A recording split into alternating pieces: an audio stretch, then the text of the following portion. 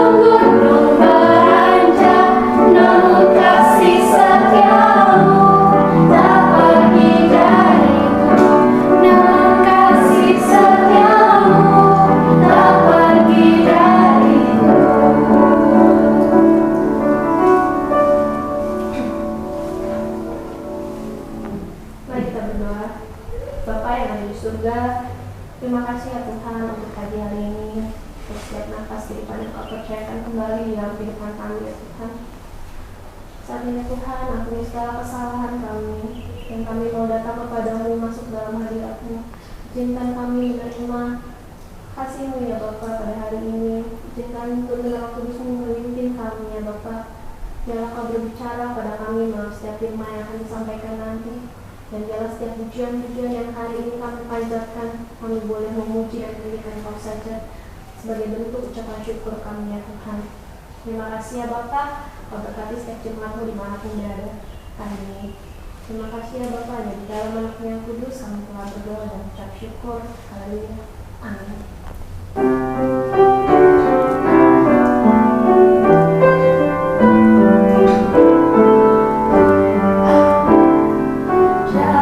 Kristus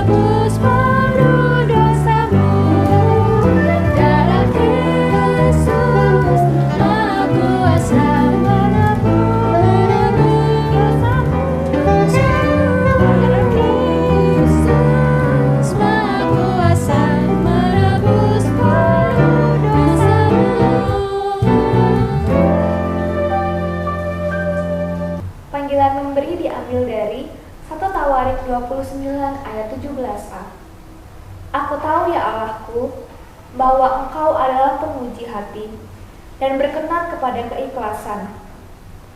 Maka aku pun mempersembahkan semuanya itu dengan sukarela dan tulus ikhlas. Dan sekarang, umatmu yang hadir di sini telah kulihat memberikan persembahan sukarela kepadamu dengan sukacita. Mari kita bersatu dalam doa. Ya Bapa, kembali kami mengucap syukur kepadamu ya Bapa atas berkat, rezeki yang telah Kau berikan kepada kami Tuhan. Sekarang tibalah waktunya untuk kami memberikan sebagian dari yang telah Kau berikan kepada kami Tuhan. Kiranya persembahan kami ini harum bagimu dan dapat memperluas kerajaan-Mu ya Bapa. Berkati orang yang memberi maupun yang belum memberi Tuhan. Kiranya mereka selalu dalam keadaan berkecukupan dan berkat-Mu selalu ada atas mereka Tuhan. Terima kasih Tuhan, dalam nama-Mu kami telah bersyukur. Haleluya. Amin. Nats khotbah diambil dari Wahyu 3 ayat 1 sampai 6. Dan tuliskanlah kepada malaikat jemaat di Sardis, inilah firman Dia yang memiliki ketujuh roh Allah dan ketujuh bintang itu. Aku tahu segala pekerjaanmu. Engkau dikatakan hidup, padahal engkau mati. Bangunlah dan kuatlah apa yang masih tinggal, yang sudah hampir mati, sebab tidak satu pun dari pekerjaanmu aku dapati sempurna di hadapan Allahku.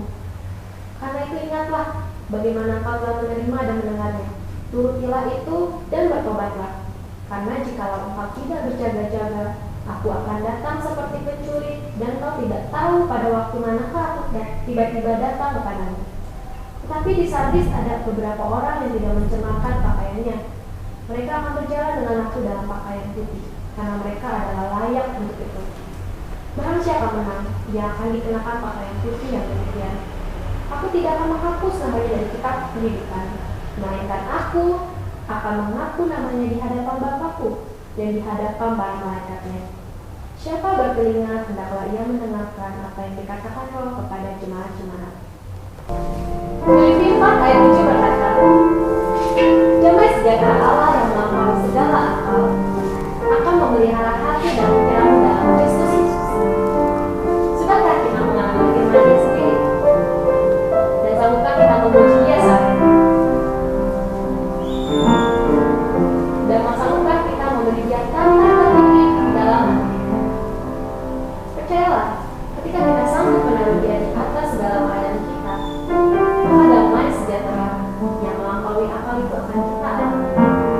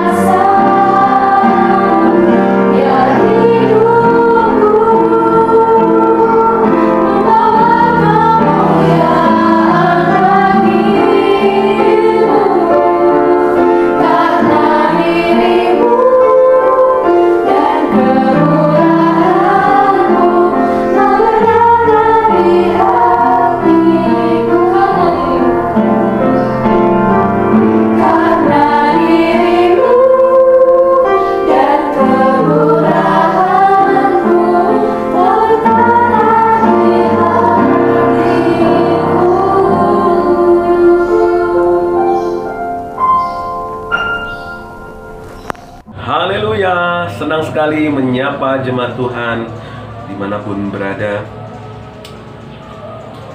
Salam setia sampai akhir di dalam kekuatan kuasanya. Senang sekali menyapa Bapak Ibu dimanapun berada.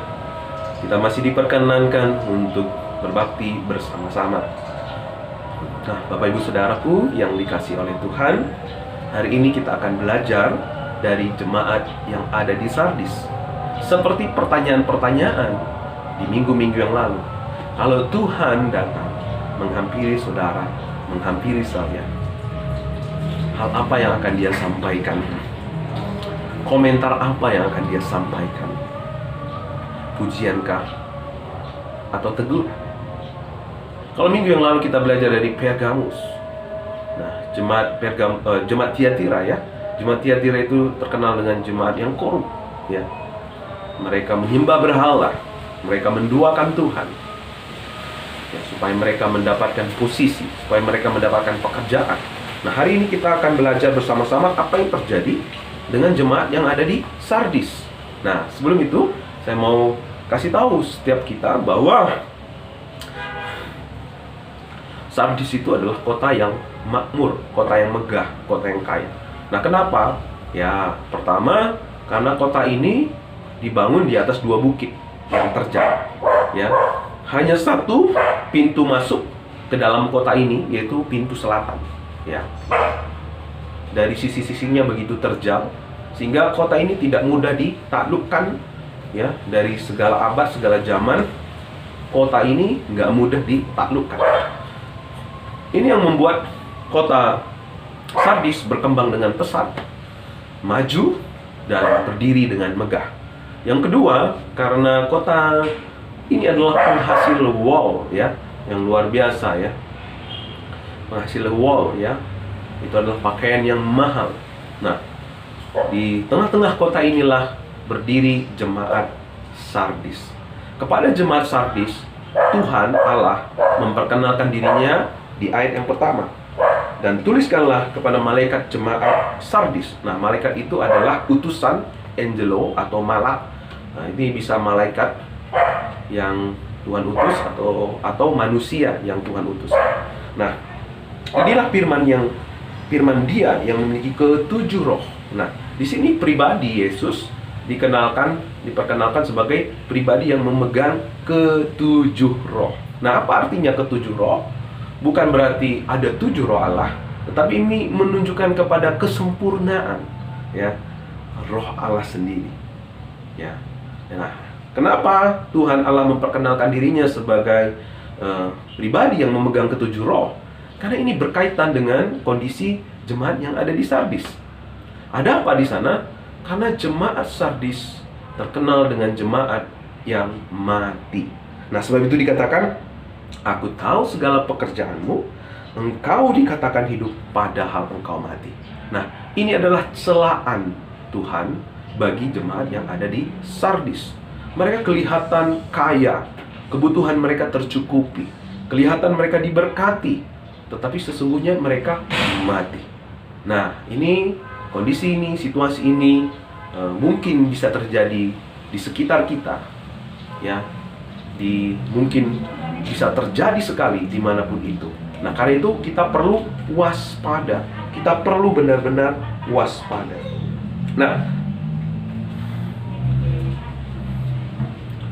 Nah, kembali ke kondisi kota Sardis. Nah, kota Sardis itu kota yang aman karena posisinya.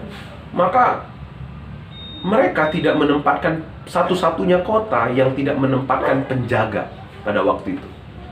Karena apa? Mereka terlalu percaya diri. Nggak mungkin ada musuh yang bisa menguasai, bisa menyerang mereka, ya, karena kondisinya yang terjal. Mereka terlalu percaya diri, ya. Makanya berikutnya nanti Tuhan katakan, bangunlah, watchful, ya, bangunlah. Kenapa? Karena di dalam situasi itu mereka sedang tertidur, ya. Mereka sedang tertidur. Nah, mungkin sekarang kita tidak tinggal di kota yang dibangun di atas dua bukit, tetapi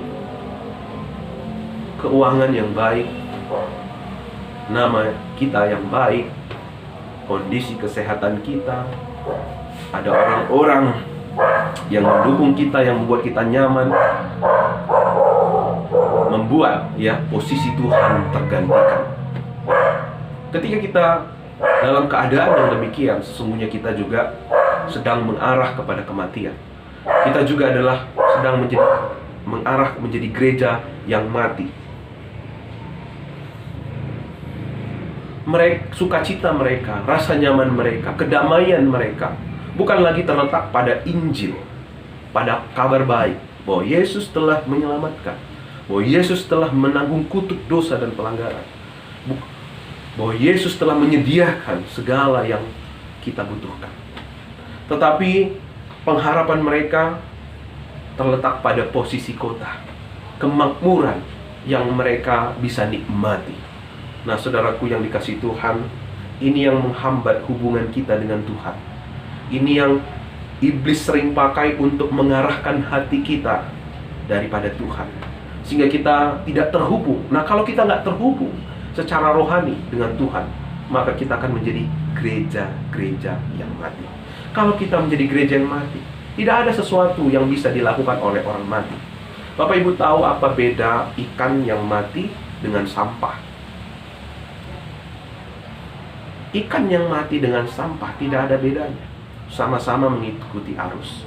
Nah, kalau saat ini kita terikut arus, sama seperti jemaat yang di Sardis, mereka ikut arus dunia, kemakmuran, kejayaan, kemegahan kota, membuat mereka bersandar kepada yang lain, membuat Injil tergantikan dalam hidup mereka. Makanya kehidupan rohani mereka menjadi mati. Tuhan mau kita menjadikan Injil sebagai satu-satunya sumber sukacita, sumber pengharapan, sumber kekuatan, sumber segala yang kita harapkan. Amin. Kalau kita memiliki kehidupan yang demikian, saudara dan saya pasti memiliki kehidupan rohani yang hidup. Karena saudara dan saya sedang dipimpin, dikuasai oleh Roh Kudus yang sempurna. Amin. Nah, makanya Roh Kudus akan selalu menuntun kita untuk bersekutu dengan Dia, untuk intim dengan Dia, untuk akrab dengan Dia. Nah, mari kita lanjutkan. Apakah yang, sekali lagi saya mau menyampaikan, apakah yang membuat seseorang mati secara rohani? Yaitu comfort zone, atau zona kenyamanan. Nyaman dengan apa yang kita kerjakan, nyaman dengan posisi kita. Mungkin kita memiliki posisi freedom finansial, ya. Mungkin kita punya posisi, ada orang-orang sekeliling kita, kita punya posisi di tengah-tengah orang-orang yang nyaman buat kita. Nah, ketika kita menaruh harapan kita kepada orang-orang yang demikian, lalu kita melupakan Tuhan, maka di sana kita akan mengalami mati rohani. Kita sedang masuk ke dalam jeratnya iblis. Pada waktu itu, iblis akan membawa kita ke dalam jerat kekecewaan. Waktu kita menaruh pengharapan kita kepada uang kita, finansial kita, justru ada satu titik uang tidak bisa menolong kita. Di situ kita juga akan kecewa dan mengalami kepahitan. Di saat kita puas dengan nama baik yang kita punya, lalu kita mulai melupakan apa yang diperbuat Tuhan di atas kayu salib. Hati kita tidak lagi gemetar, hati kita tidak lagi bersyukur, hati kita tidak lagi benar-benar bergairah ketika mendengarkan Injil, ketika mengingat tentang Injil. Maka saat itu kita sedang dituntun kepada kematian rohani. Nah, ini adalah salah satu keadaan gereja yang paling sekarat dibanding dengan jemaat-jemaat yang lain. Saat hati kita tidak lagi bergairah tentang Injil, sesungguhnya kita sedang mengarah kepada kematian rohani. Apakah akhir-akhir ini Injil sudah menjadi sesuatu yang biasa buat saudara? Apakah akhir-akhir ini Injil tidak lagi menggetarkan, menggairahkan hati saudara? Lebih justru hal-hal yang lain menggetarkan hati kita. Kenikmatan, kemegahan dunia ini menjadi sesuatu yang malah menggetarkan. Injil tergantikan dengan yang lain. Nah, iblis sedang menuntun kita kepada kematian rohani. Nah, karena itu Tuhan mau kita meninggalkan zona nyaman kita. Tuhan mau kita, dikatakan di dalam ayat yang ketiga, karena itu, ya, dikatakan di ayat yang kedua, ya. Di ayat yang kedua, saya akan bacakan buat Bapak Ibu Saudara. Bangunlah dan kuatkanlah apa yang masih tinggal, yang sudah hampir mati. Sebab tidak ada satupun dari pekerjaanmu yang aku dapati di hadapan Allahku, yang kudapati sempurna di hadapan Allahku. Kalau hati kita mungkin selama ini telah tergantikan, Injil telah tergantikan dengan yang lain, Tuhan mau kita bangun, ya. Tuhan mau kita bangun. Nah, saudaraku, apa yang dimaksud dengan bangun? Mari tinggalkan zona kenyamanan kita. Mungkin kita nyaman selama ini dengan games kita. Mungkin kita selama ini nyaman dengan hal-hal yang sesuatu yang sebenarnya tidak menyenangkan hati Tuhan. Tuhan mau kita meninggalkan semuanya itu. Bangun, tinggalkan zona kenyamanan kita. Jangan biarkan zona kenyamanan itu membuat kita tertidur. Karena orang yang tertidur tidak bisa pernah berbuat sesuatu apapun. Bahkan, ya, di sini bukan dikatakan bangun dari tidur, ya. Bangun dari kematian. Bangun dari keadaan yang sekarat, gitu. Tuhan mau kita bangun. Nah, saudaraku yang dikasih ke Tuhan, bangun dari keadaan zona nyaman. Mari kembalikan alihkan hati kita bukan kepada yang lain. Alihkan pengharapan kita bukan kepada yang lain, tetapi kepada siapa? Kepada Tuhan. Hanya kepada Tuhan. Hanya kepada apa yang Ia telah perbuat dan lakukan buat kita. Itulah yang dikemas di dalam Injil.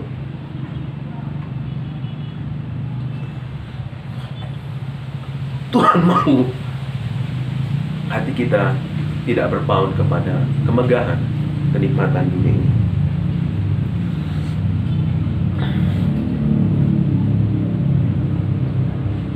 Selanjutnya dikatakan ayat yang ketiga, karena itu ingatlah bagaimana engkau telah menerima dan mendengarnya, turutilah itu dan bertobat.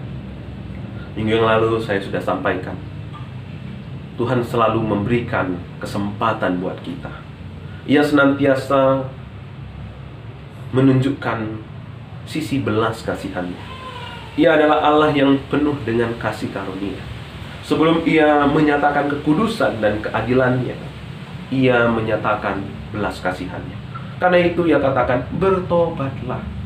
Kalau keadaan kita, ya, seperti jemaat di Sardis, Tuhan mau kita bertobat. Apa artinya bertobat? Kita mengalami metanoia. Apa metanoia? Perubahan pola pikir, ya. Pola pikir. Pola pikirnya apa lagi? Bukan lagi supaya aku mendapatkan, supaya aku menikmati. Tapi pola pikirnya karena Tuhan sudah memberi, karena Tuhan sudah memberkati, karena Tuhan telah menyelamatkan, maka saya mau memberi hidup saya kepada Tuhan. Maka saya mengarahkan hati saya kepada Tuhan. Saya tahu saya ada bukan karena kenikmatan dunia ini. Saya tahu saya ada bukan karena orang-orang sekeliling saya. Saya tahu saya ada bukan karena pekerjaan saya, tetapi saya tahu saya ada karena Tuhan saya. Maka saya mau mengarahkan hidup saya hanya kepada Tuhan. Amin. Ketika saudara dan saya memiliki kehidupan rohani seperti ini, kita memiliki kehidupan rohani yang benar-benar hidup. Karena orang-orang demikian adalah orang-orang yang apa? Dipimpin oleh Roh Kudus. Jadi, apa tandanya kita dipimpin oleh Roh Kudus? Pertama tadi apa? Tuhan mau kita bersekutu dengan Dia. Kedua apa? Supaya kita mengalami pertobatan, ya.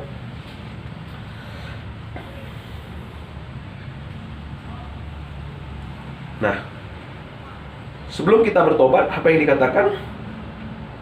Karena itu ingat bagaimana masa dulu kita telah mengalami kasih-Nya, kebaikan-Nya. Ingat tentang kasih mula-mula yang Tuhan sudah kerjakan buat kita. Dia telah mati, menanggung kutuk dosa dan pelanggaran kita, dan menyediakan segala yang baik buat kita. Ingat itu. Sadari. Ketika kita benar-benar menyadari, maka hati kita akan bergairah. Hati kita akan melimpah dengan ungkapan syukur. Dan dalam ungkapan syukur itu, kita dimampukan untuk bertobat.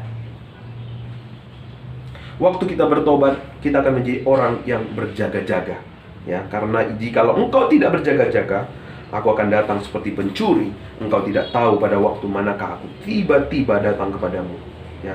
Jadi saudaraku, ya, kita bisa berjaga-jaga kalau kita bertobat, mengikuti pimpinan Roh Kudus untuk kita mengalami pertobatan. Bahkan pertobatan ini setiap hari kita alami.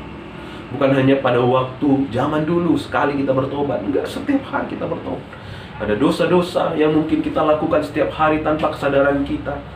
Mari renungkan kasih-Nya, ingat kebaikan yang begitu besar, dan terima, alami pengampunan. Maka saudara akan dipulihkan. Maka kita akan dimampukan untuk berjaga-jaga. Lalu apa yang terjadi kalau kita bertobat? Ayat yang ketiga, keempat, kalau Bapak Ibu perhatikan, ada pakaian putih yang Tuhan sediakan bagi kita. Nah, sebagaimana tadi saya sampaikan di awal, Sardis adalah kota penghasil wol terbesar. Kain wol itu adalah salah satu kain yang termahal. Nah, itu yang Tuhan akan anugerahkan. Bahwa apa? Mereka akan menerima upah pakaian putih yang jauh lebih mahal dari Tuhan dibanding dari kota Sardis sendiri. Artinya, mereka yang mau bangun, mau menang, dan mendapat pakaian putih dilayakkan dan dimuliakan. Kalau kita sadar akan keadaan kita, lalu kita memutuskan untuk kembali kepada kasih-Nya, kita mengalami pertobatan di sana, Tuhan mengaruniakan kita upah. Kita dilayakkan untuk menjadi anak-anak-Nya.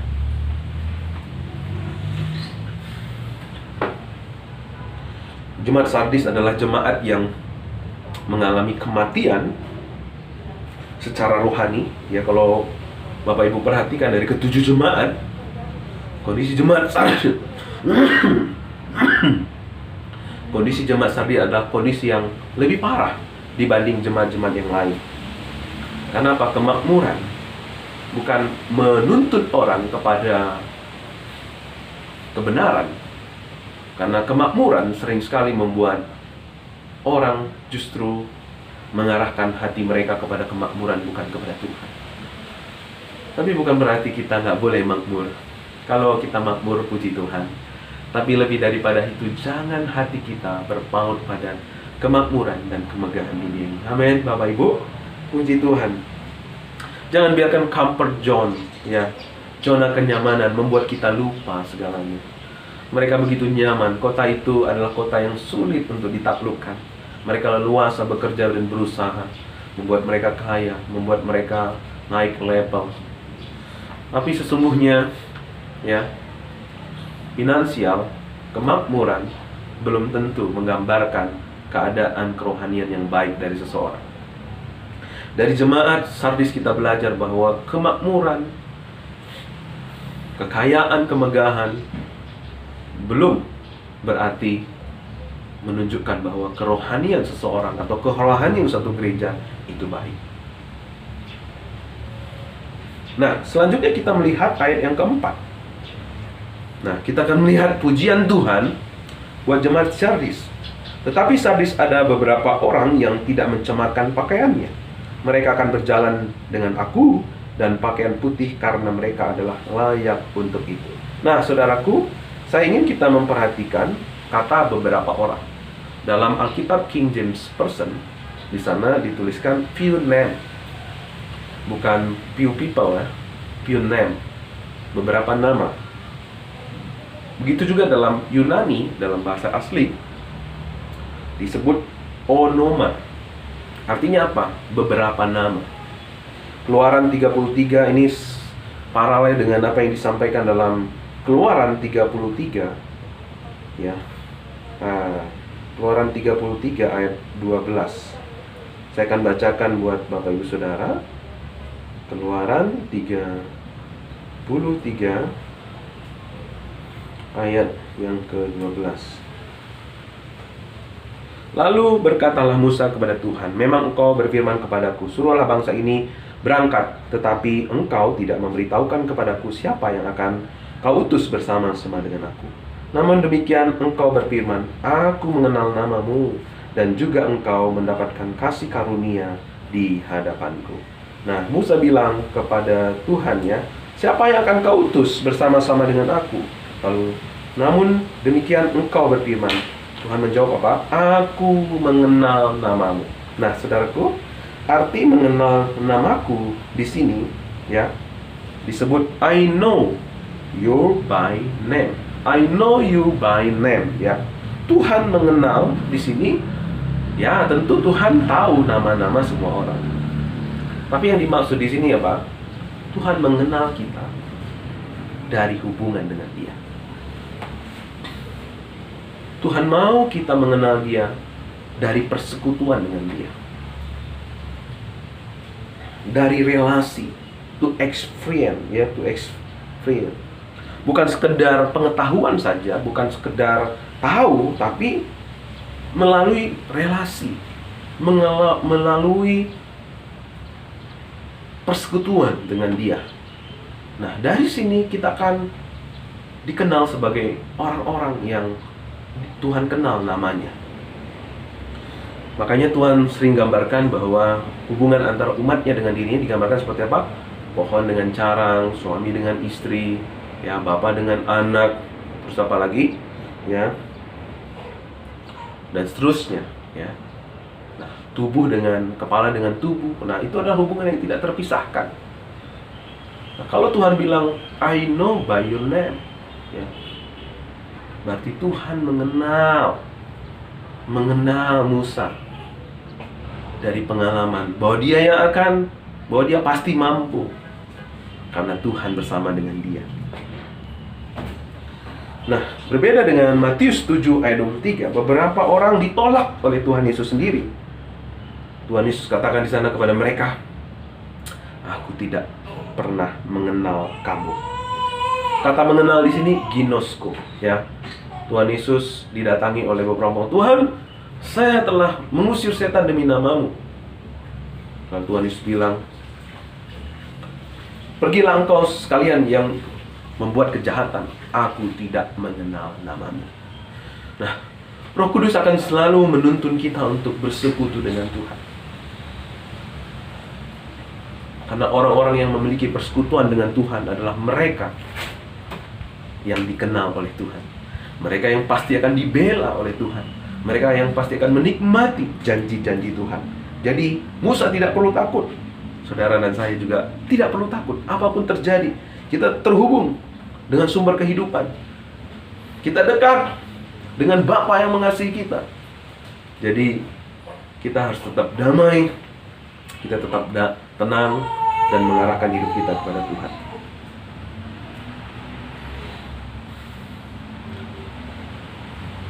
Tuhan mau kita membangun hubungan dengan Dia setiap hari dalam keintiman. Nah, orang-orang yang demikianlah yang akan diakui oleh Tuhan. Yang diakui Tuhan bukanlah mereka yang ngomong rohaninya banyak, tetapi orang yang Tuhan akui adalah mereka yang hidup dari hubungan dengan Tuhan. Kalau saudara adalah jemaat yang mengutamakan hubungan dengan Tuhan, berarti saudara adalah jemaat yang dipuji oleh Tuhan. Di jemaat Sardis tidak semua orang yang imannya mati, kerohanian mati. Ada beberapa orang yang Tuhan kenal dari nama mereka, yang memiliki persekutuan yang intim dengan Tuhan, karena ada Roh Kudus yang mereka izinkan memimpin dan menguasai hidup mereka. Kalau saudara ingin dikenal Tuhan nama saudara, mari beri hidup saudara untuk dipimpin oleh Roh Kudus. Mari kita terus membiarkan hidup kita untuk mengalami pertobatan.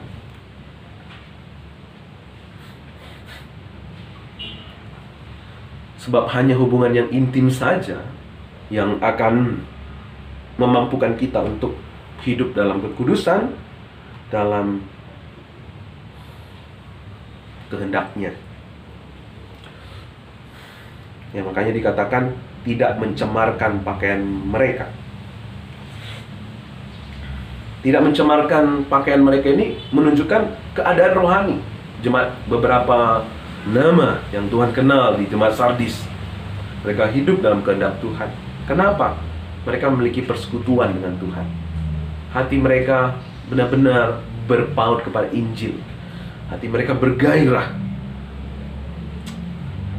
Hati mereka masih gentar, masih gemetar, masih takjub karena Injil. Nah, karena itu orang-orang yang tidak lagi berpaut kepada Injil, malah berpaut kepada dunia ini, apa yang terjadi? Tuhan menegur mereka. Tuhan katakan tidak ada pekerjaanmu yang sempurna. Karena buat Tuhan yang utama adalah hubungan. Sudah pasti mereka melayani bukan dengan segenap hati. Sudah pasti mereka melayani dengan setengah hati, hanya sebagai rutinitas saja. Makanya saudaraku, mari kita terus membiarkan Roh-Nya bekerja.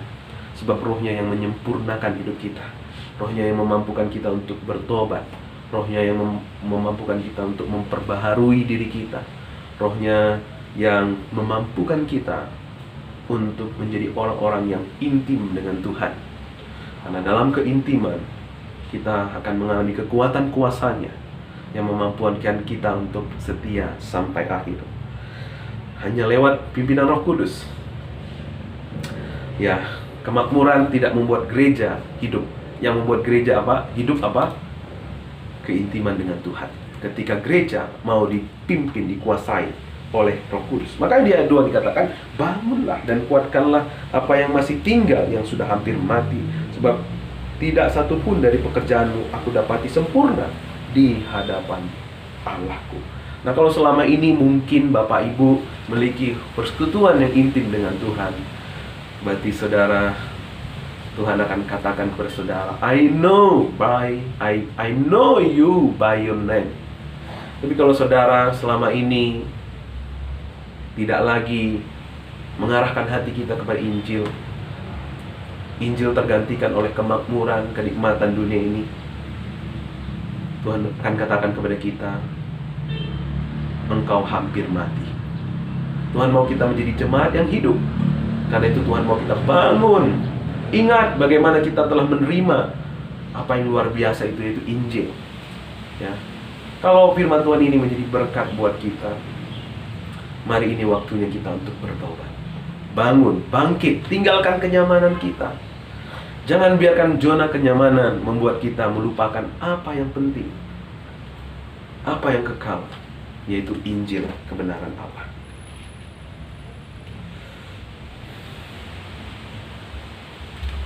Nah, saudaraku, saya akan bacakan di ayat yang selanjutnya, ayat yang ke-5. Barang siapa menang, ia akan dikenakan pakaian putih. Yang demikian, aku tidak akan menghapus namanya dari kitab kehidupan, melainkan aku akan mengaku namanya di hadapan Bapakku dan di hadapan para malaikat. Apa yang terjadi? Kalau saudara adalah orang-orang yang dikenal oleh Tuhan, maka nama saudara tidak akan dihapus dari kitab kehidupan. Saudara dan saya akan menerima upah, yaitu apa? Pakaian putih Kita akan berjalan dalam kekudusannya. Kita akan berjalan dalam kebenarannya. Kita akan melihat ya segala berkat-berkat kehidupan diperintahkan Tuhan nyata di dalam kehidupan kita. Kenapa? Karena kita sudah dilayakkan. Karena kita sudah disucikan. Kita layak menerima segala yang berkat. Di ayat yang kelima. Karena masih kelima, aku tidak akan menghapus namanya dari kitab kehidupan, melainkan aku akan mengaku namanya di hadapan Bapakku dan di hadapan para malaikat. Tuhan gak malu mengakui kita. Dia akan mengaku nama kita di hadapan Bapa dan malaikat. Siapa bertelinga hendaklah ia mendengar apa yang dikatakan Roh kepada jemaat. Nah saudaraku, Tuhan mau kita mengalami kemenangan. Tuhan mau kita menjadi jemaat yang memiliki persekutuan, hubungan yang intim dengan Tuhan. Karena itu akan membuat kita memiliki kehidupan rohani. Dalam diri kita ada kehidupan Allah. Kalau kita hidup, maka terang yang ada pada kita akan menerangi dunia. Maka garam yang ada pada kita akan tetap mengasinkan sekeliling kita. Kita akan terus menjadi gereja yang berdampak, gereja yang memancarkan kasih Tuhan sampai hari kesudahannya. Amin. Mari kita berdoa. Bapa, hamba-Mu sudah selesai berkata-kata.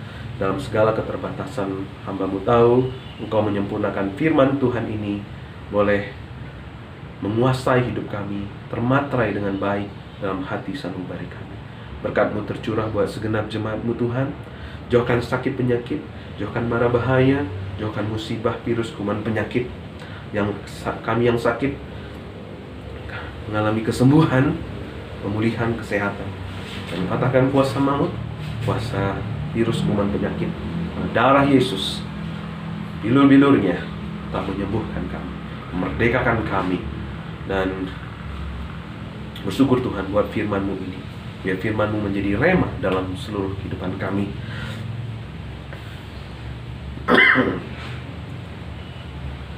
Bapak Ibu, ibadah kita telah selesai.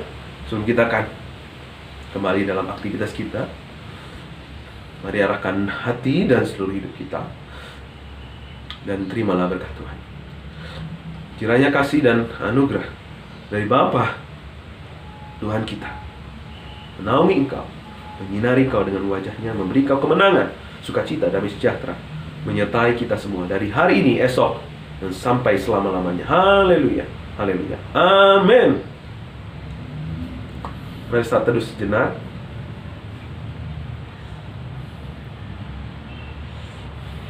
Amin. Selamat hari Minggu. Tuhan Yesus berkati. Salam sehat, salam setia sampai akhir di dalam kekuatan kuasa-Nya. Amin.